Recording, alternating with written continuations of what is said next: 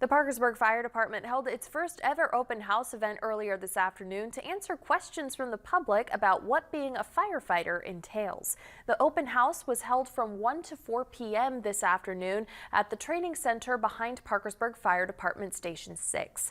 The fire department brought out some gear used by firefighters as well as one of their ladder trucks. People who came were even able to climb the ladder in its elevated position. Private First Class Patrick Smith of the Parkersburg Fire Department said the event was intended to get people out who want to help the community. Chase Hudson, a Charleston native, attended and applied for the fire department today. He says he wants to benefit at least one person in the community.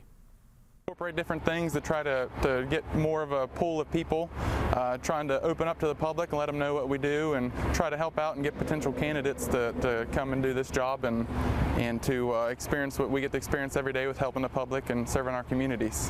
Well, my dad was a volunteer firefighter a lot, and I don't really feel comfortable sitting at a desk and not really benefiting to anybody. I just want to benefit somebody, whether it's an old lady or a little kid, it don't matter.